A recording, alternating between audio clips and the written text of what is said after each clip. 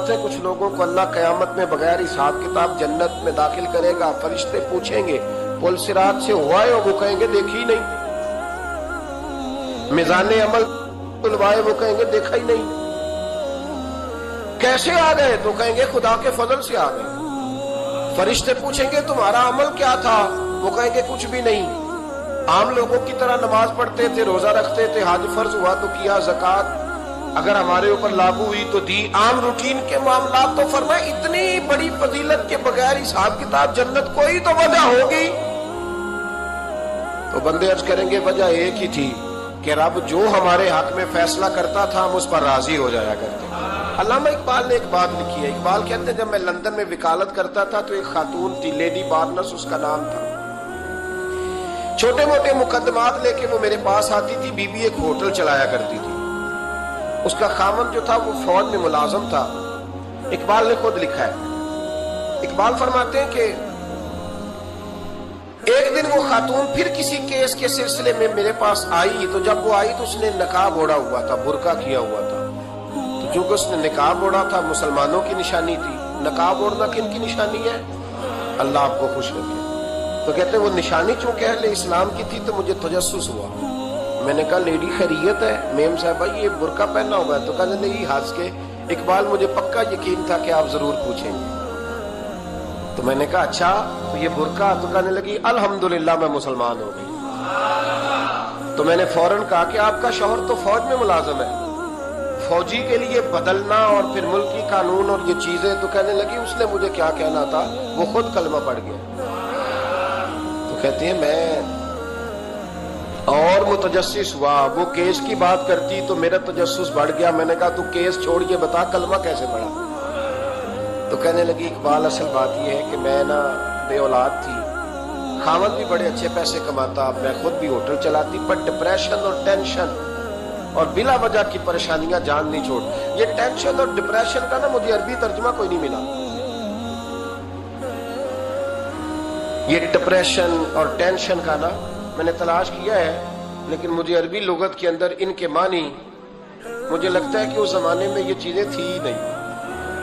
ہوتی تو ان کا کوئی نام بھی، یہ آج ہے نا تو اس لیے آج کے زمانے میں ہی نام مفت کی پریشانی. تو کہتی ہے مجھے ٹینشن اور ڈپریشن رہتی تھی ہر وقت، بڑی میں پریشان رہتی تھی. میرے ساتھ ایک عجیب واقعہ ہوا کہ میرے ہوٹل میں نا ایک بابا جی برتن مانجتے تھے، بوڑھے آدمی تھے، 70 سال کے قریب عمر تھی. ان کا ایک بیٹا تھا، ایک بہو تھی، ایک پوتا تھا، لیکن وہ بیچارے بیٹا بیمار رہتا تھا تو لہذا وہ خود مزدوری کرتے. کہتے ہیں ایک دن وہ بابا جی میرے پاس آئے، کہنے لگے میم صاحبہ 2-4 دن کی چھٹی چاہیے. تو میں نے کہا خیریت ہے؟ کہنے لگے میڈم میرا بیٹا فوت ہو گیا. بیٹا،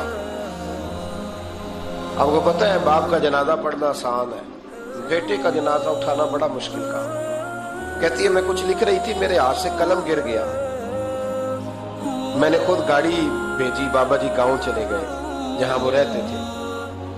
کہتی 2-3 دن کے بعد میں اور میرا شوہر گئے تو رستے میں ہم باتیں کر رہے تھے کہ کیا تعزیت کریں گے. ایک ہی بیٹا تھا، کوئی رشتہ دار بھی نہیں، تو اس کی تو کائنات اجڑ گئی. کن لفظوں سے اسے تعزیت کیا کہیں گے.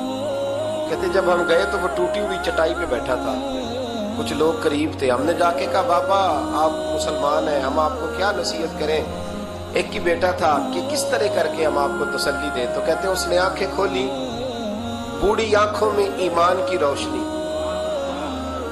کہنے لگا بی بی کیا تعزیت کی بات کرتی ہو، میں نے کوئی پیسے جمع کرا کے بیٹا لیا تھا، خدا نے فضل سے دیا تھا، عدل سے لے گیا ہے. میں اپنے رب کے فیصلے میں بڑا راضی ہوں، اللہ بڑا کریم ہے، وہ لے گیا، اس کا مال تھا.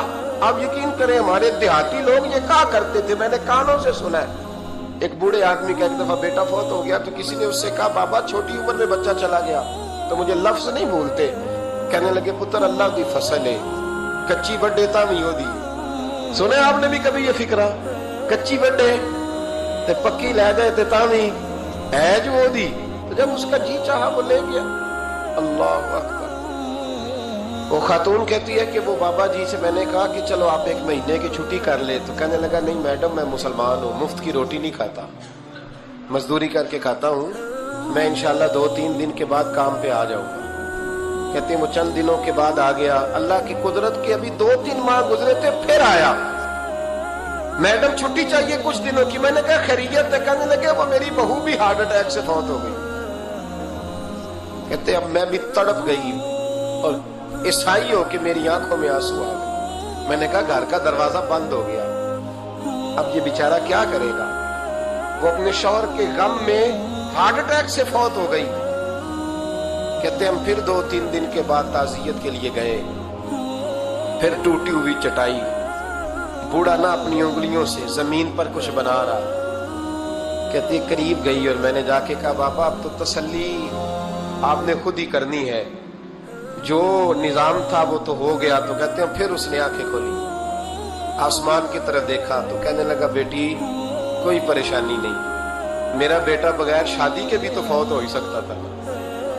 बस मेरे मालिक ने जब चाहा जैसे चाह हुआ। मैं इंशाल्लाह 2-4 दिन के बाद काम पे आऊंगा। ये मेरा 3-4-5 साल का पोता है, अभी स्कूल दाखिल हुआ है, मैं साथ ले आऊंगा। वहां मेरे साथ ऊपर क्वार्टर में जहां मैं रहता हूँ ये भी रहेगा।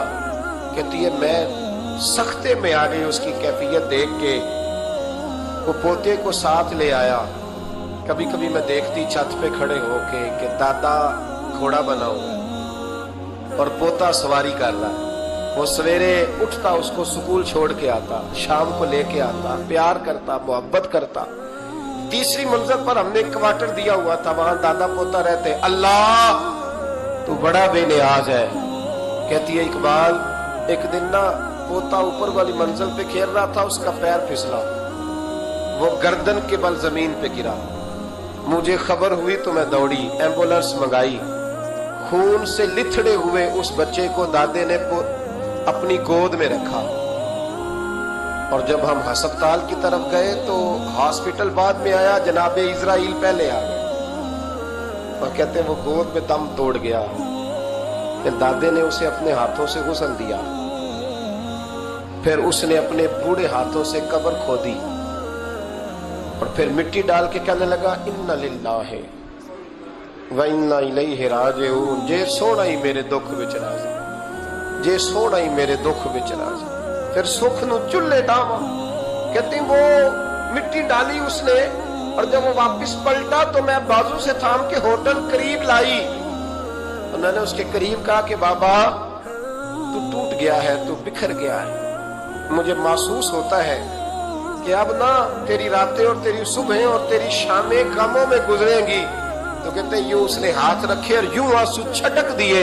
कहने लगा मैडम क्यों क्यों, मेरे अंदर कोई अकीदा नहीं, मैं कोई लवारस हूं, मेरा कोई रब नहीं, मैं क्यों परेशान रहूंगा। मैं तो पका हुआ फालू, थोड़े दिन गुजरेंगे कब्र में जाऊंगा और जब जन्नत में जाऊंगा तो अल्लाह मेरी बेटे से भी मुलाकात कराएगा, मेरे पोते से भी मुलाकात कराएगा, मेरा रब सारी मुलाकातें करा देगा। मैं अपने अल्लाह की रजा में बड़ा राजी हूं। वो खातून कहती है मेरा और मेरे शौहर का कलेजा फटने लगा।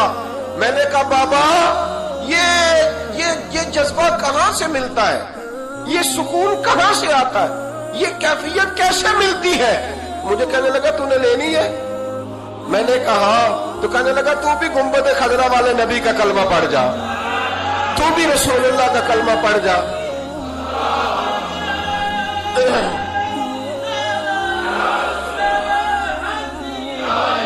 मेरे महबूब का कलमा पढ़, अल्लाह तुझे सुकून अता करे। एक हदीस ना पढ़ लो मुस्लिम शरीफ से, बुखारी से एक हदीस ना पढ़ लो ताकि ये बात मजबूत हो जाए। हजरत अबू तलहा रदी अल्लाह ताला, बेटा शदीद बीमार, मजदूर आदमी थे, कई दिनों से घर थे। बीवी कहने लगी अगर आप घर में बैठे रहेंगे तो खाएंगे कहां से, जाओ आप मजदूरी करो, मैं बेटे को देखती हूँ। अबू तलहा मजदूरी करने चले गए। शाम को आए तो बेटा फौत हो चुका था। औरतें बेहौसला होती है ना अक्सर, पर बीवी ने सफेद कपड़ा डाल के कमरे में रख दिया। बेटा, माँ और बेटा नाप तकता है रिश्ता। बेटे में सफेद चादर डाल के कमरे में रख दिया। हजरत अबू तलहा अंसारी आए, बेटे का क्या हाल है। कहने लगी अल्लाह की रहमत में। अल्लाह की, कैसा जुमला है, अल्लाह की रहमत में। खामद ने खाना खाया, बीवी से मिलने को दिल किया तो मुलाकात हुई। फारिग होके बैठे, تو खातून उठ के ना खामद के करीब गई, उसका हाथ थामा, कहने लगी नबी करीम अलैहिस्सलाम के सहाबी हो, एक मसला दरियाफ्त करना था, बताओगे? अब पूछो। कहने लगी अगर कोई आपके पास अमानत रखवाए और फिर अपनी अमानत वापस मांगे तो क्या करोगे? हज़रत अबू तलहा कहने लगे पूछने वाली क्या बात है, जिसकी अमानत है वापस कर देंगे। अब ज़ौजा रोई, अब सबर वाली बीबी रोई, अब माँ रोई, आंसू टपके, आंचल से पूछ के कहने लगी अबू तलहा वो बेटा भी अल्लाह की अमानत है और रब अपनी अमानत ले गया है, उठो गुस्ल कफन का बंदोबस्त करो।